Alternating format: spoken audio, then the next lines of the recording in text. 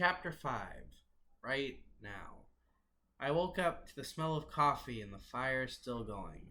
I tapped my phone, which we plugged in to keep the music going. 1:47 p.m. Wow, I really slept well.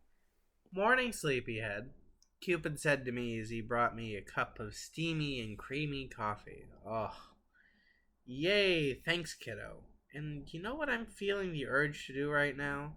He tilted his head. No, what's that? It was writing. Writing!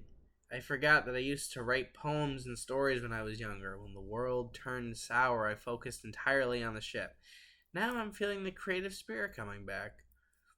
Cupid smiled. I'm glad, Dad. Also, I want to learn how to garden and raise a farm, because the population is going to explode without war and enemies. Also, I read a few stories last night. The coffee and weed kept me up till 3 a.m. I read all of Moby Dick. Now, that's a good story, and I saw there was a Fahrenheit 451 by Ray Bradbury. That one, is a bit scary. Oh, it always had an allure to me. Yeah, but the whole idea is ingenious. Firefighters that burn books. The fear is intentional, as that's the correct response. It was the first dystopian book or short story I read that I liked. Oh, well, if you're up, you might like to read Philip K. Dick, or hell, even the books that James Bond was based on, or Tolkien's works. Humanity isn't all sad or great, it's ingeniously creative. Cupid's eyes sparkled as we talked about literature. What's the best story you ever wrote, Dad? Oh, that was easy. It was a storyline that followed survivors of a solar flare that wiped out all power worldwide. It was an interesting story. As you can tell, I like to write and read. You should try writing. I have the feeling you'd be great at it. Cupid looked at me with wide eyes. How old were you when you wrote that? Good question. It was in my early 20s, so ages ago at this point. Yeah, I wasn't ever the best writer, but I enjoyed it a lot. And you need to learn to edit and read to yourself. All words of wisdom from an old timer. He smiled and pulled out the bong and ripped a fat hit, not coughing this time. Well, I'll be damned. You've mastered the art of smoking, my friend. Also, another thing I used to do all the time was painting. And since we have the internet, I can show you old videos of Bob Ross, a fantastic person and artist. Also, we should probably make more phones from this, and then the technology will really blow up. Oh, of course, he was already ahead of me. Oh, I searched on the internet how to make phones and downloaded the PDFs. I'm tinkering with one right now. I've been awake since 12 p.m., but I'm a bit stumped. Mind helping me out? I grabbed the bong and took a few hits, and then got up and walked downstairs into his apartment. And he wasn't lying. There were 50 pages stacked in order on his kitchen table, and he had a few sketches drawn up.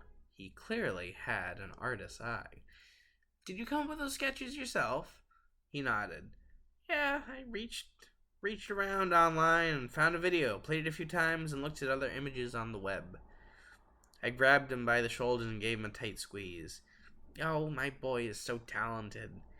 We spent the rest of the afternoon sitting at my table upstairs, and by 9 p.m. we had 2 functional prototypes. I handed one to Cupid. One is for you, and the other is for Commander and Christian. He nodded, and ran out of the house to go and give Christian Browning the phone. Within 25 minutes, he was back on, and he had the phone with Christian. Oh my God, you truly are 2 magnificent souls from beyond the stars. Don't you agree, Commander?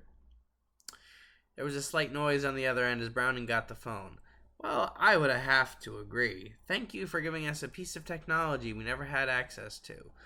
For all of our might, we never had what Cupid told us is called a cell phone. Cupid excitedly walked around my apartment as he had them on speaker. Yes, old man, it's called a cell phone, and enjoy it. Watch videos or just veg the hell out. Smoke and put on Mozart's 4th Symphony. The world's your fucking oyster. I just put my head in my hands. Screw you too, son. Okay, talk to you guys later. Beep.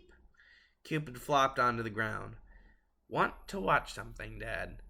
I did. So we searched through the world's movies from our universe and this one.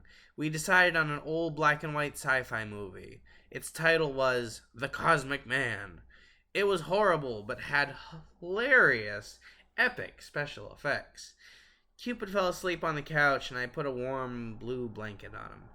Night, kiddo. I turned and went over to my recliner and dreamt peacefully.